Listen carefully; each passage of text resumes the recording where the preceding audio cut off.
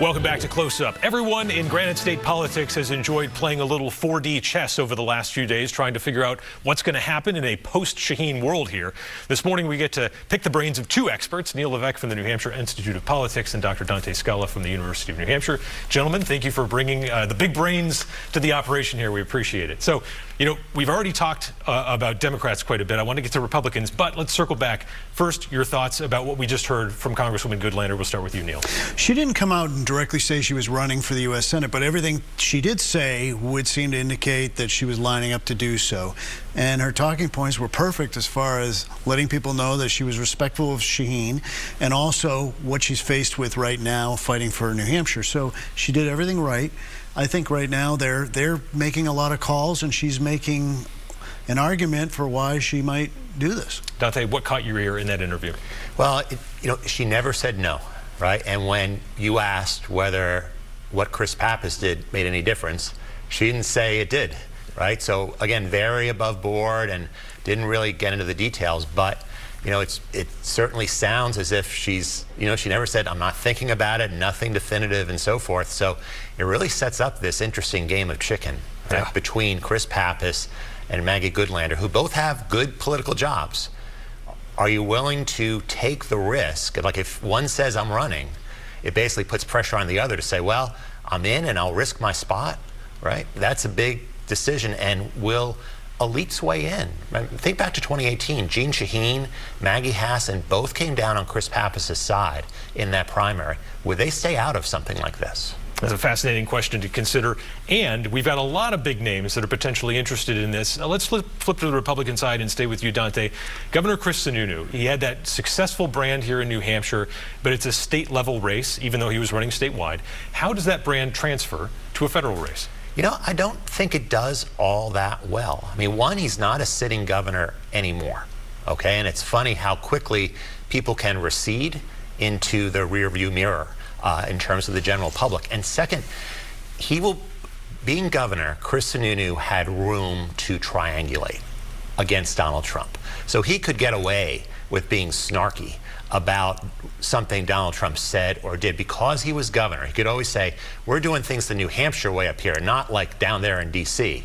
When he's running for Senate, if he does, he owns the Trump agenda, which is going to be a tough fit for him. He's always loved that independence, Neil. That was something he was able to navigate so well in that first term. During the first Trump administration, he had that sort of hover hand approach where he was with Trump, but not necessarily putting that MAGA hat on all the way. How does he navigate, if he decides to run, having to really sign on the dotted line with President Trump? Well, I think he's done it in the past, and I think maybe a lot of New Hampshire voters also maybe don't want to wear the MAGA hat, but they like the direction on this issue and not on this one. Let me say this, that the thing with Sununu is he is the top-notch candidate. There's no doubt about it. He can raise the money. He's been a candidate before. He's incredibly articulate. He will have that Trump White House. That means the money from across the country and potentially from the White House will go to him. That is going to be an incredibly important factor in this U.S. Senate race. So I think everything sort of hangs out there right now as to whether or not Sununu gets in, and how the other cards are all going to line up after that. You know, I wonder if Scott Brown puts a call in right now to President Trump, one of his aides, and says, remember me? I was loyal to you. I didn't raise a fuss about you. I served as your ambassador and so forth. You remember all the snarky things that Chris Sununu said about you? I can email them to you if you like. It's a long list. I just wonder whether Donald Trump is going to basically be transactional and say, okay, it's Chris Sununu, he's the best candidate, et cetera. Or will some of those things come back and say, you know what? That guy always irked me, and now's my time. It's a multi-million-dollar question, and we've seen President Trump in the past get over some things with certain candidates when he knows they can win a Senate race. But man, Neil, Nikki Haley is in the wilderness right now because Donald Trump wants her there, and Chris Sununu is a right-hand man. You know, do you think Governor Sununu would want to patch up the relationship? Could he make that phone call and be as obsequious as Trump would want him to be? I think it's probably already been done. I think that Trump has shown, Marco Rubio is a great example, his own Secretary of State, Even J.D. Vance had negative comments against Trump. The point is that when you're in the White House and you're looking at such a divided Congress on both houses, you're saying, how can we increase that number in the U.S. Senate? How can we take one away from the Democrats? If Chris Sununu is a potential answer for that, all will be forgiven. Yeah. Let's go back to the Democratic side. Dr. Scala, you know, how much will the anger of the Democratic base that we see brewing right now, almost like this Tea Party of the left that's taking shape, how much do you think that will be a factor by the time 2026 rolls around? You know, I think it's there, and the question will be, will it show up in primaries? Like, you think back, I think back to Carol Shea Porter, way back in 2006, how this unknown person from the grassroots was able to harness the lightning of the anti-Iraq war movement. And where to show up? In a primary where she blew the establishment candidate out of the water. I look around now, you know, I look Maggie Goodlander, Chris Pappas, no one like that is out there. They'll try to sound that way. What I'm curious about is whether there are candidates out there who can stir up the progressive left. Because when Carol Shea Porter left, that void was filled by people who look a lot like Jeanne Shaheen, right?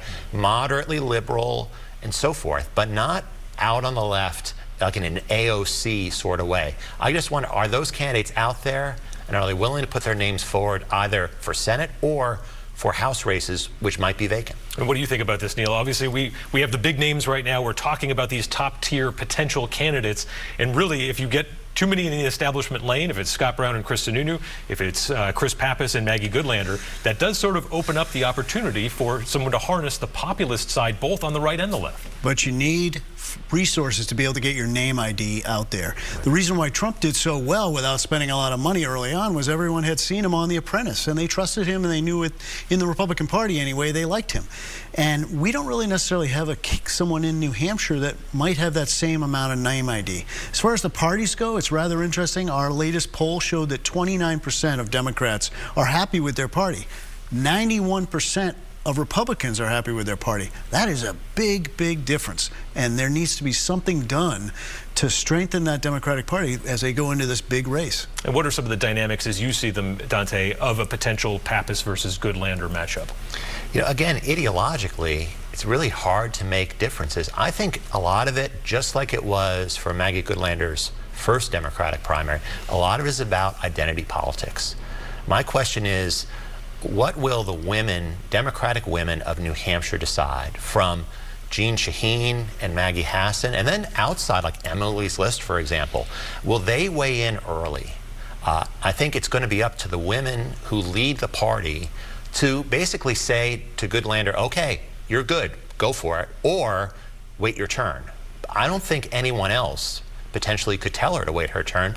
Why would she? I mean, look, people were telling her that last year, and she ignored them, and it didn't hurt her any, right? So she's definitely got the fire in the belly to do it. The question is, will elites weigh in, or will they basically say, hey, you all figure it out? Right, and big difference there being, you know, Colin Van Ostern had some weaknesses perhaps that certainly Pappas does not, at least in the win-loss column when it comes to elected politics. Neil, how nervous are Democrats right now that they could face this sort of Armageddon scenario of three open incumbents essentially leaving the current office they hold?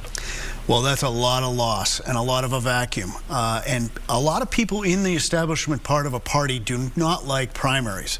The truth is that primaries can make a stronger candidate in the end. And so, although people don't like them, they may make a stronger candidate in the end that's more appealing to the general election voters.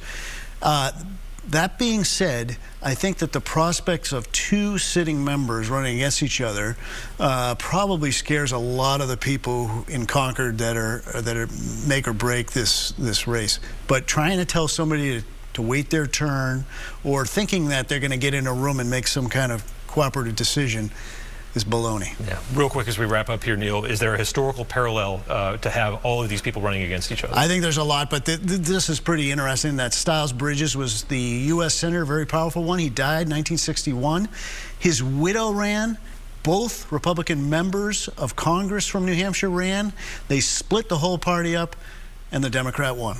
We'll see if something like that plays out again. Dr. Dante Scala, Neil Levesque, so much appreciation for you guys every time. We appreciate having you on Close Up. Thank you. And it's definitely time of change right now. When we come back, Education Commissioner Frank Edelblut explains why he will be leaving office at the end of the school year.